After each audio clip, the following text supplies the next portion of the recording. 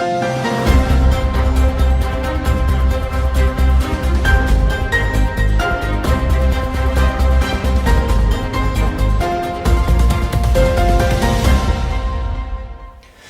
اللہ الرحمن الرحیم۔ السلام علیکم۔ ابرار رشید آپ کی خدمت میں حاضر ہے۔ زمانہ طالب علمی کی بات ہے کہ میں امریکہ میں تھا، 1988 یا 1989 کی بات ہے۔ وہاں پر ایکسان ایک کمپنی ہے، آئل کمپنی، جس طرح پاکستان میں شیل ہے، پی ایس او ہے، ہیسکو ہے، مختلف کمپنیاں ہیں، اسی طرح ایکسان ایک کمپنی ہے۔ اس کا ایک تیل بردار جہاز جس کا نام تھا ویلڈیز، اس جہاز کا جو کپتان تھا وہ نشے میں تھا۔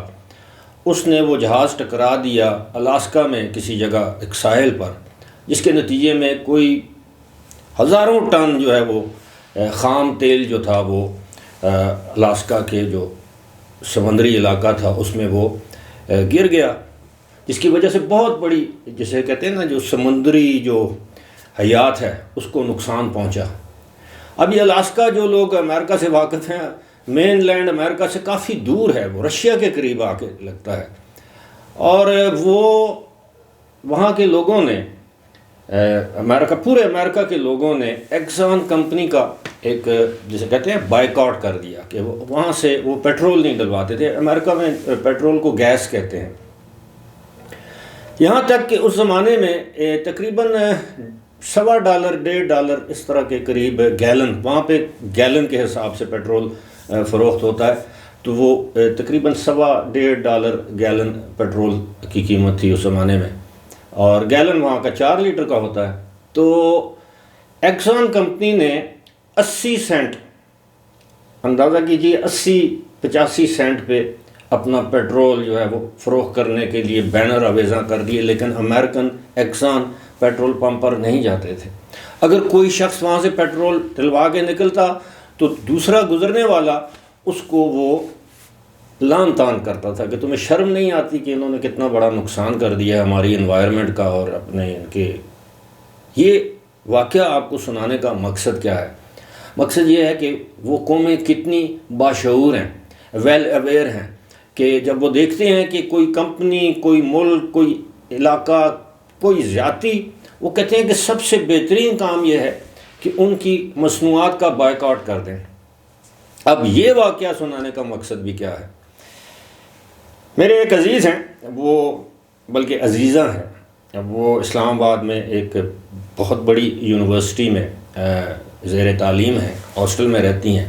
تو میری ان سے ملاقات ہوئی تو انہوں نے مجھے بتایا، جو میری عزیزہ ہیں، برخورداری کہہ لیں آپ، تو انہوں نے بتایا کہ جناب ہماری یونیورسٹی میں ہم اسٹوڈنٹس نے اپنی یونیورسٹی کی انتظامیہ کو، ہاسٹل انتظامیہ سے یہ کہا ہے کہ انہیں کھانے میں ہفتے میں 2-3 مرتبہ یہ کولڈ ڈرنک سرو کیے جاتے ہیں، جس طرح پیپسی، کوک وغیرہ۔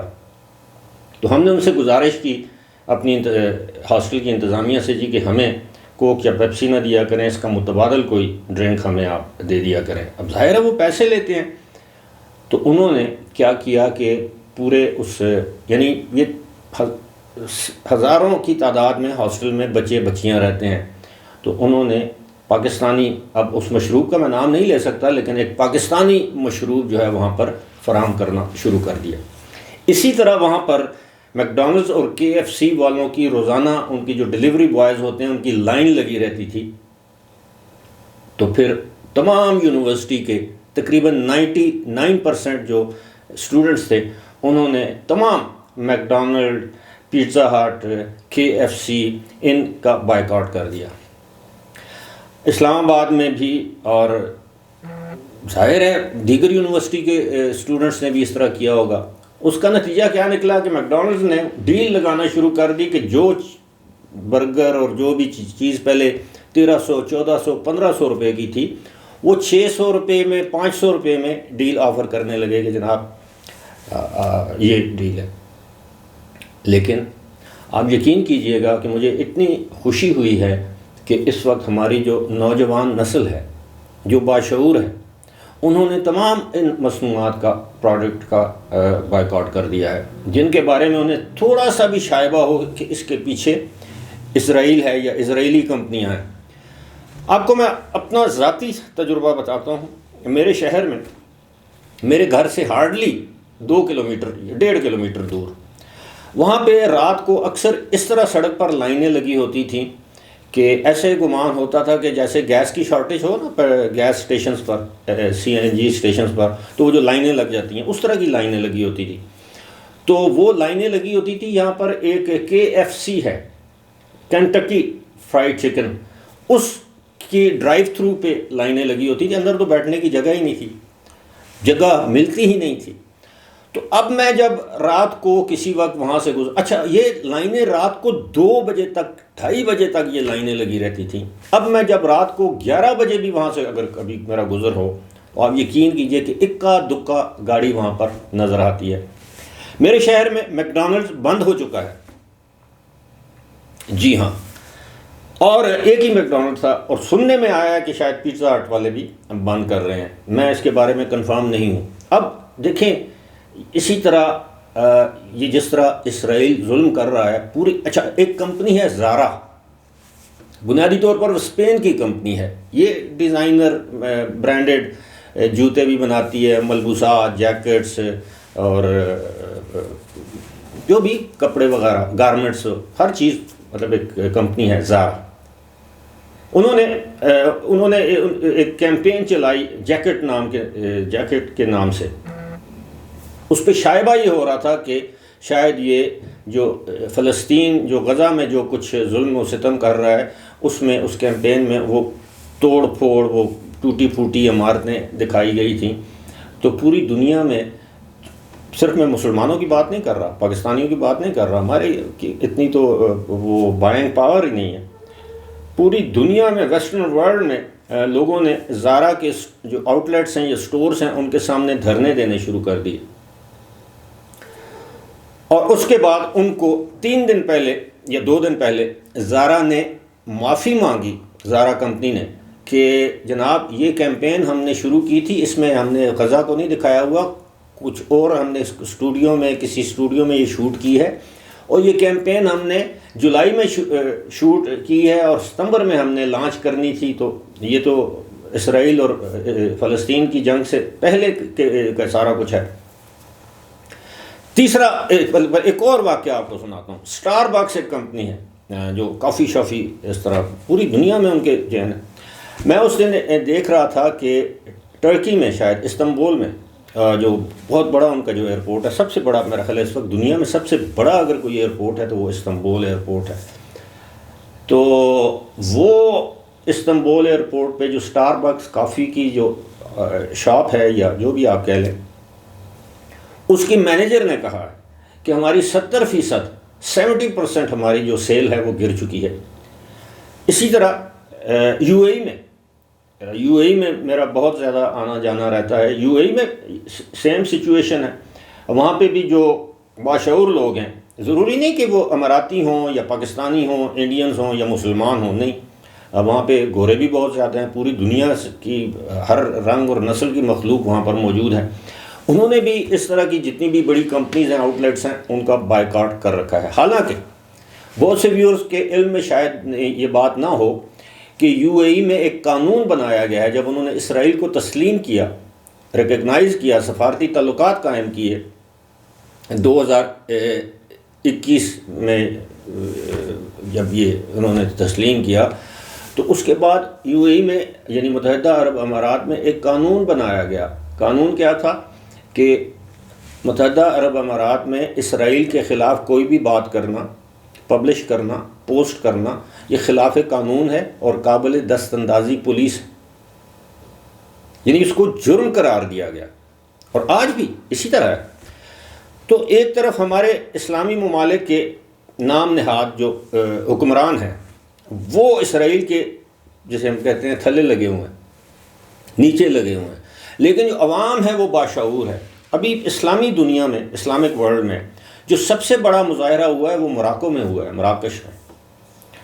اب تک ایسے تو مظاہرے ترکی میں بھی ہوئے ہیں، دیگر ممالک میں بھی ہوئے ہیں. یہ مڈل ایسٹ میں تو یہ جو سعودی عرب، یہ جو گلف والے کنٹریز ہیں، یہ GCC جنہیں کہتے ہیں، ان میں تو مظاہروں کی اجازت ہی نہیں ہے.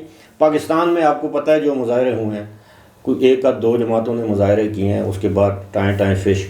دنیا میں آج بھی مظاہرے ہو رہے ہیں فلسطینیوں کے حق میں اور اسرائیل کے خلاف. اور سب سے بہترین چیز پھر ہم یہ دیکھتے ہیں اور کہ ایسی کون سی چیز ہے جس کا اگر ہم کھرا لگائیں تو پیچھے اسرائیل سے نہیں ملتا. جو آپ ٹوتھ پیسٹ استعمال کرتے ہیں وہ کمپنیاں وہاں کی ہیں. جو آپ ڈٹرجنٹ یہ کپڑے دھونے کا جو پاؤڈر ہے ان کمپنیوں کا کھرا وہاں پہ جا کے ملتا ہے.